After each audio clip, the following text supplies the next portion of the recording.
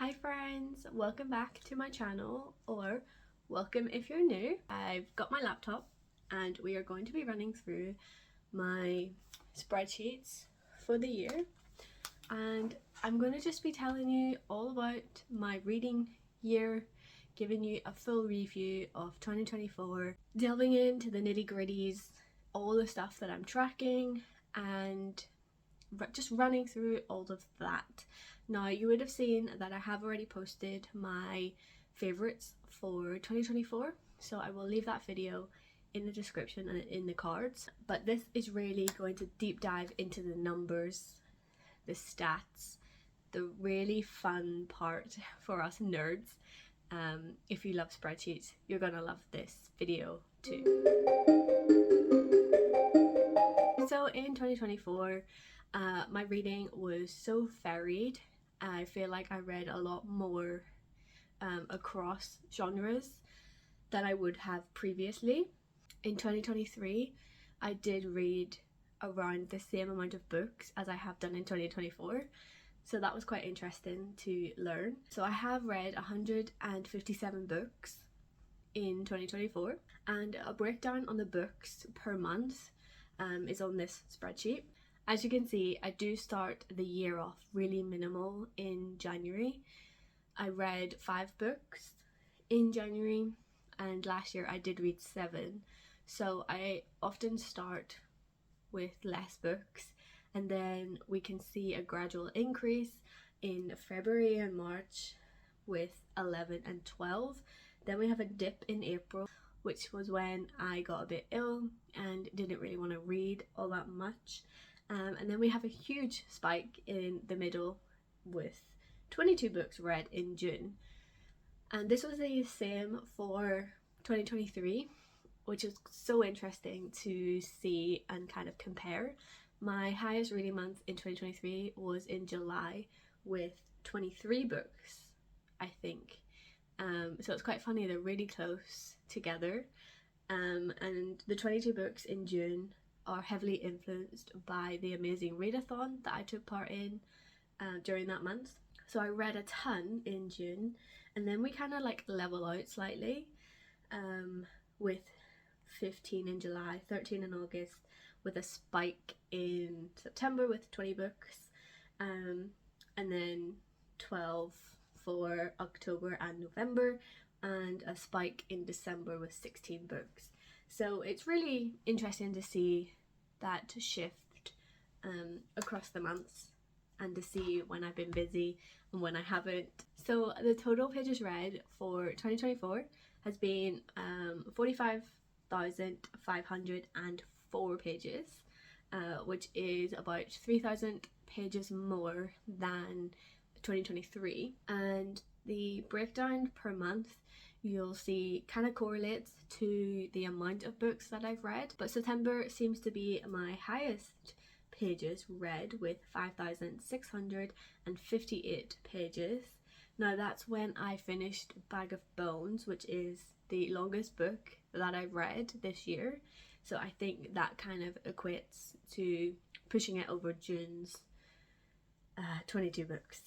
And so I also kind of counted the hours that I've listened to per month as well, and for me the total hours that I've read in the year was 280 hours worth of audiobooks.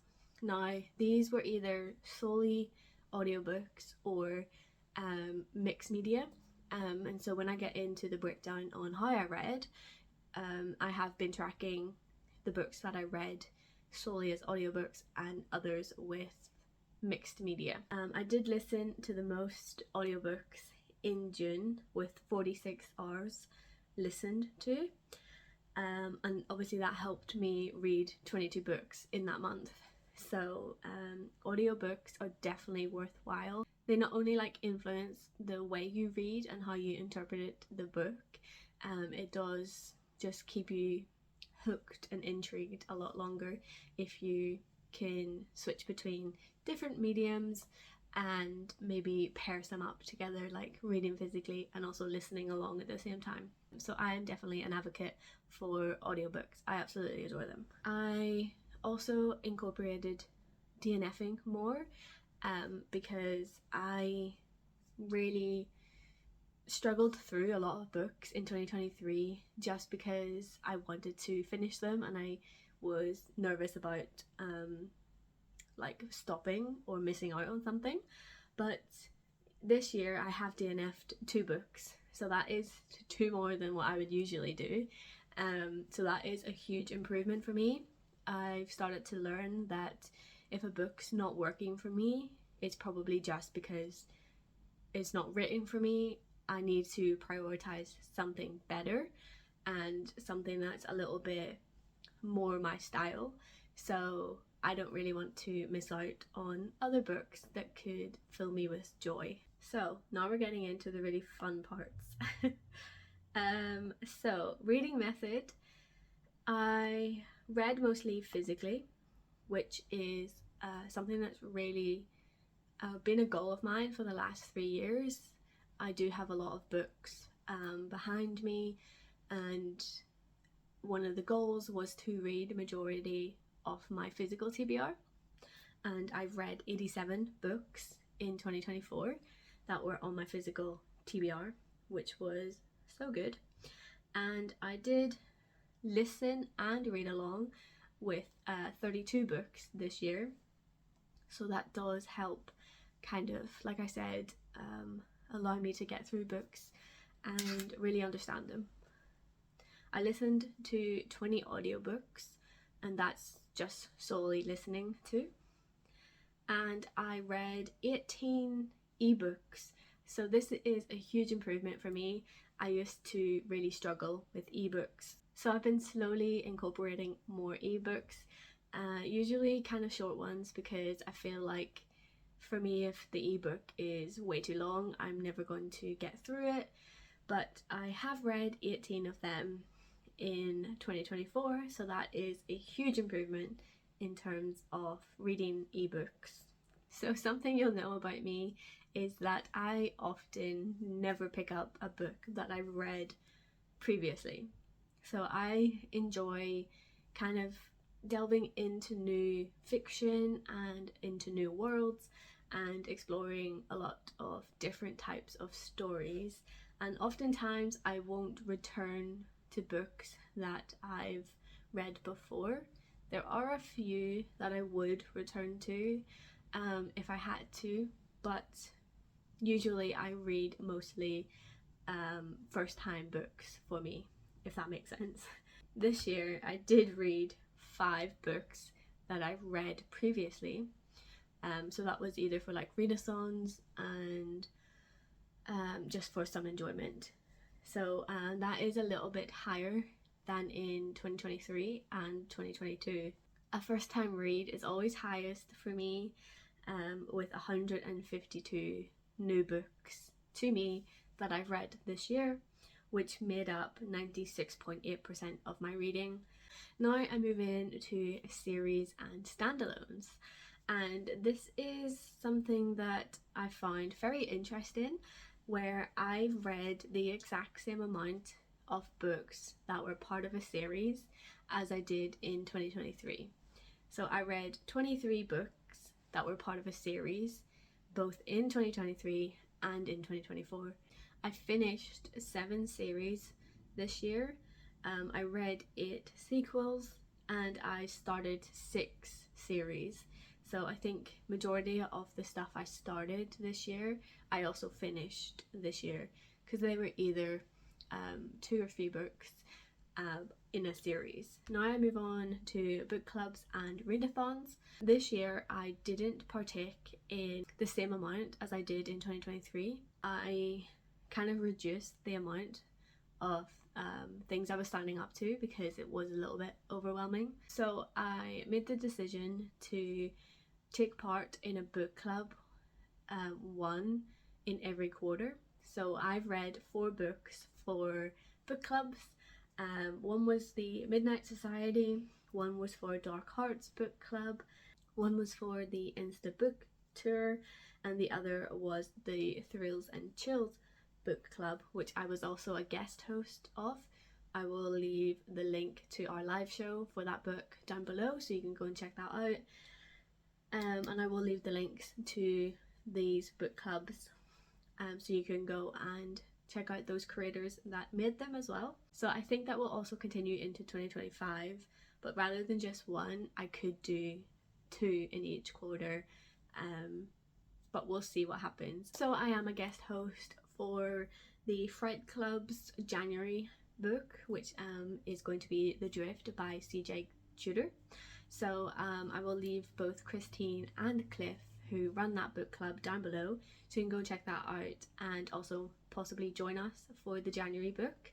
I'm so excited to read it, and I'm really looking forward to discussing it with the both of them and everybody else that is reading the book too.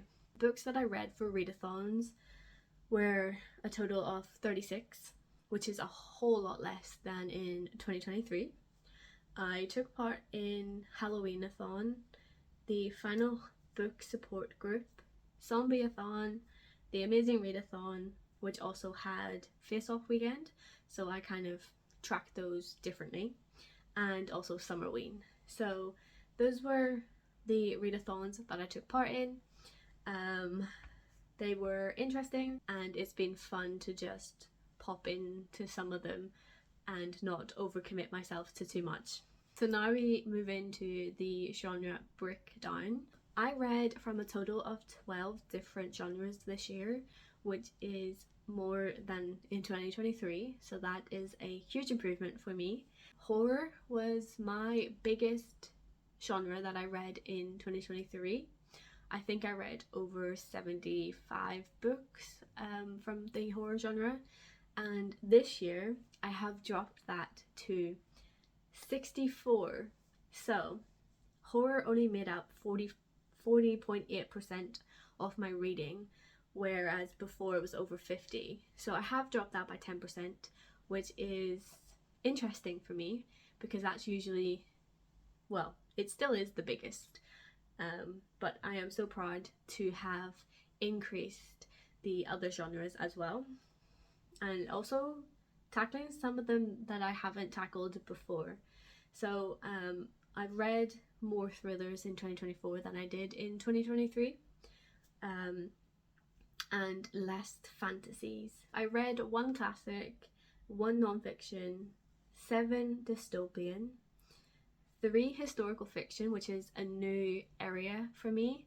I didn't really touch historical fiction that much before, but it is an interesting genre that I would be interested to dabble in a little bit more. I read 3 sci-fi books, which is kind of less, I think, than I did last year.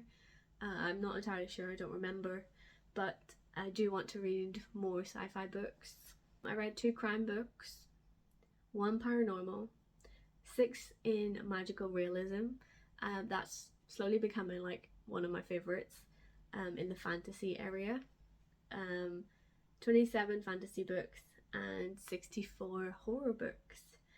So that is such a difference from 2023 and something I want to keep up with in 2025. My average book length is around 288 pages. I did read majority in the 300 to 350 range, with only 1 book that was between 700 and 750, which of course you know is Bag of Bones. The shortest book that I read was The Scampering, which is an extreme horror story that is only 25 pages. And I read 113 novels, which make up the majority of the reading in 2024. There is 37 novellas and 5 short stories, with 1 non-fiction and 1 graphic novel. I did explore graphic novels for the first time this year. I don't think they're for me, so that won't be increasing in 2025, but probably the novella and short stories will. Last year I had mentioned that I want to read more translated books, because in 2023 I only read 3 books that were translated, and it was a goal to increase that. Now, I did increase that, but I only increased that by 1. I read 4 translated books in 2024. So whilst I did increase the amount, I had pictured reading like 10 or something. So 4 is kind of disappointing, but I did read that nonetheless. I read 2 Spanish books, 1 Korean, 1 Japanese, and 1 Icelandic. Now I am going to show you how I got the books. So like I said, I wanted to read majority of my physical TBR. So 72 of those books were books that I had owned.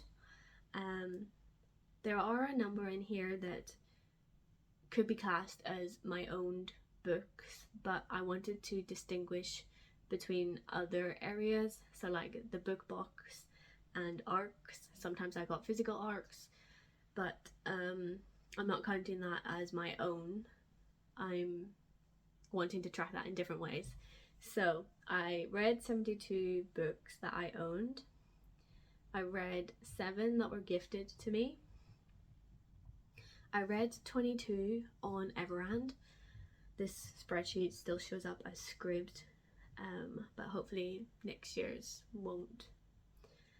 I read 35 books from the library, and this increased from 11 in 2023. So I am hugely proud of that. I also read 10 books from book boxes. That is mainly the Abominable book box. I also did a video where I was reading the Abominable book box books to see if it was worth it. I will leave that video in the description so you can go and check that out as well. And finally, I read 11 ARCs. I kind of reduced the amount of ARCs that I wanted to read in 2024 because the idea was just to focus on my physical TBR, so that's why it is only 11. So moving on to my star ratings, and this is where it kind of gets a little bit disappointing. So in 2023 I had a huge amount of 5-star reads, and this year I only had 14 5-star books, so that has reduced significantly. I did read a lot of average books, with 61 getting 3 stars and 57 with 4 stars. There is 18 books that got 2 stars and 5 books that got 1-star ratings. Lots of them were kind of just average to me, and only 14 were pure standouts. So I am using G's call pile spreadsheet for my tracking, and it shows up as an average rating, which was 6.56, which equated to 3.5 stars, which is kind of obvious with the amount of 3-star books that I had read. I'm not going to show you this spreadsheet because it's not that exciting. I read majority adult books this year with only 26 young adult books. I don't feel like tracking this is going to be that important for me in 2025 because a lot of what I read is adult anyway, so that might become obsolete, but we shall see. Have read a lot more books that were written by women, so that is always a goal for me, to prioritize books from women, and I've read 85 books written by women with only 58 from men. I have read 4 books that have multiple authors, 8 were from non-binary authors, and 2 I couldn't find details on, so they weren't specified. So in terms of nationality, this is a new one for me. I did read majority of books that were written by Americans, with 71 books read, and my next one is 63 from European authors. I read 3 books that were written by Mexicans. I read 4 books that were from Native Americans, I read 8 books that were written from Asian authors. I read 3 from South American authors. Then I read 1 book from an Australian author. And then there were 2 that I couldn't find any details on. And so we move on to the breakdown on the number of books per author. So I read 80 books from authors that I have read from before, with 77 new authors. So that breakdown's almost even, which is quite cool. And then the number of books per author. So this is always my favorite graph because it is just so pretty. It is full of color and different strength in color depending on how many books I've read from that author. So it does say that I've read from a total of 126 different authors, and the most books that I've read from an author is Stephen King with 5, which is a lot less than what I read in 2023. I read 3 Ruth Wares, 3 Amy Sparks, 3 Stephanie Garber books, 4 Riley Sager books, and 2 from Rachel Harrison. And then usually it's all ones, or I read 2 CJ Cook books as well. And so yeah, it's quite a nice breakdown.